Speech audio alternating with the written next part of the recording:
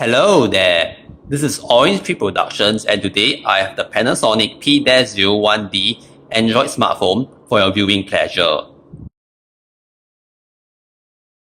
It was originally released back in late 2011 as a Japanese exclusive for the carrier NTT Docomo as part of their Docomo Wave series of budget-oriented phones.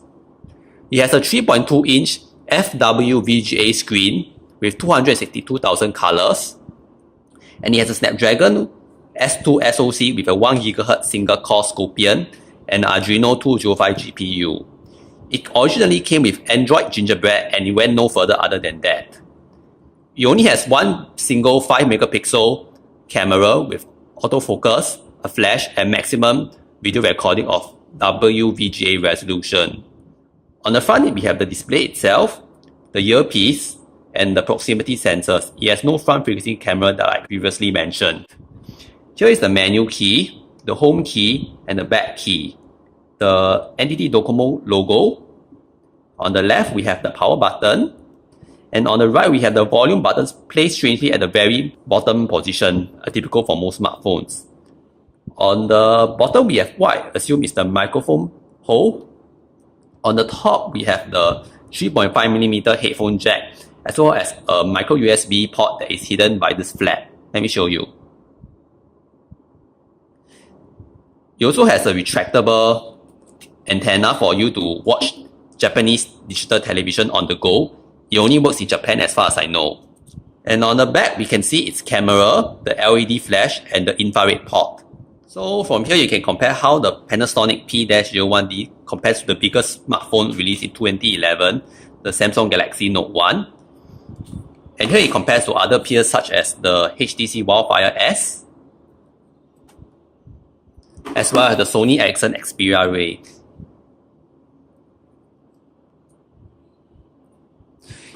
You might notice that the Panasonic P-01D looks quite similar in styling to the Sony Xperia S, P, and U.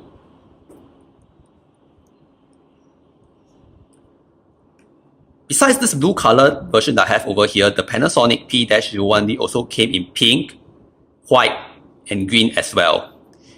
You remove the back cover in a rather complicated measure, but it makes it feel almost as sturdy as a unibody HTC phone, like this.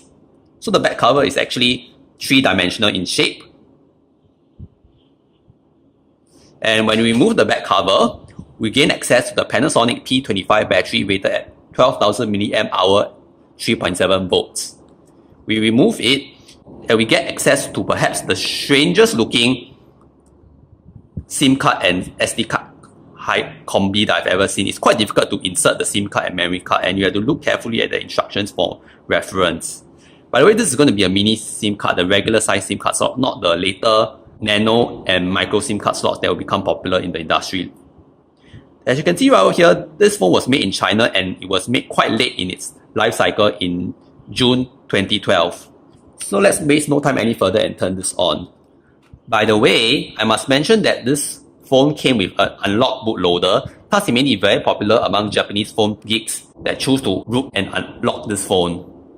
So I must mention this because when I was exploring this phone software just now, I noticed that many of the functions that were very typical of Docomo phones, such as carrier bloatware and its custom launcher, were not found on this phone itself, which suggests that it might have been rooted at some point. But rest assured, I'll try my best to cover the phone as best as I could. It also doesn't support a lot of popular smartphone functions that were expected in Japanese phones of that time, which is quite understandable since it was a budget phone, such as waterproofing and Japanese mobile wallet, also known as Osaifu Ketai, if I pronounce it correctly. Alright, this is the stock Android Gingerbread UI. So it claims that this phone was rooted by the previous owner, but there are still a few custom apps like EcoNavi,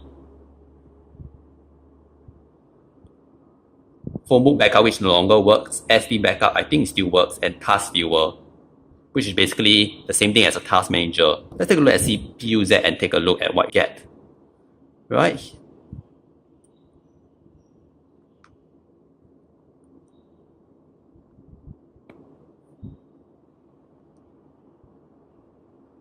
Let's take a look at the ringtones first.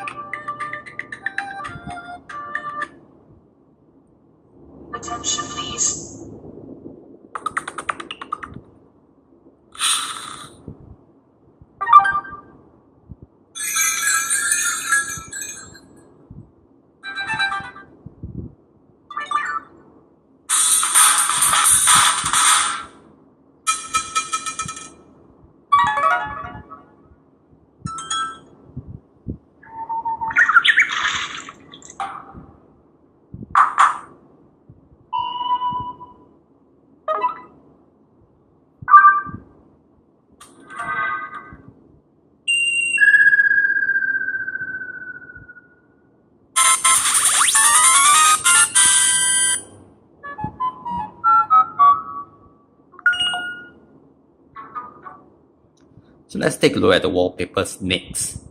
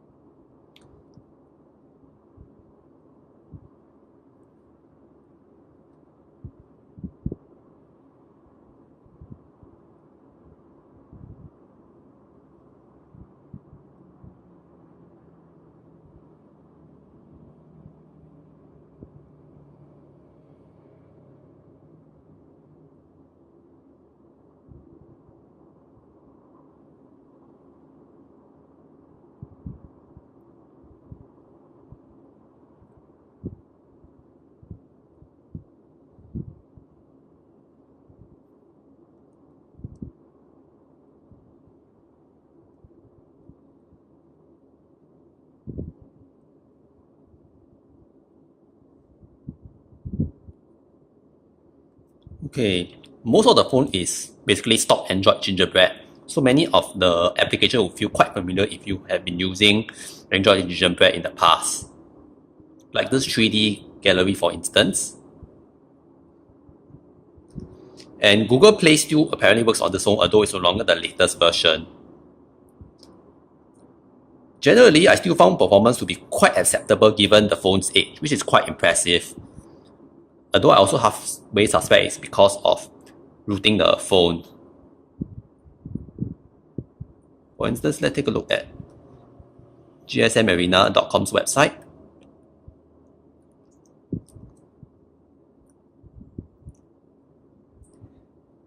Security warning is always a very common problem when your browser is very outdated. So far, it's still quite readable, although scrolling is a bit slow, but not too bad for a 2011 Android phone that doesn't even have the latest and greatest specifications for its day.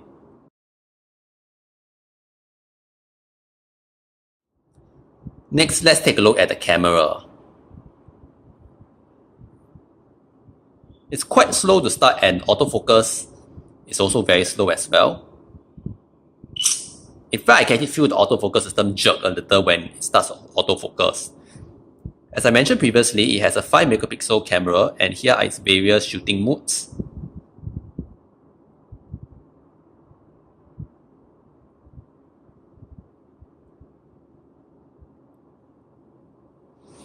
I'm not sure what the lighting means, but I assume that it's some sort of smile shutter or something like that.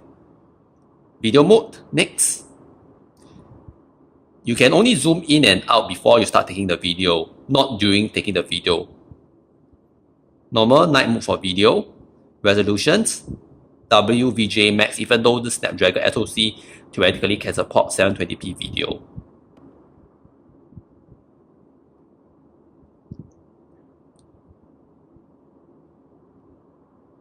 I also forgot to mention that you need a micro SD card slot to film and take photos because it only has very limited 250 megs of memory for application usage. And without further ado, here are a few sample images and videos that I took from the Panasonic P-01D for your viewing pleasure.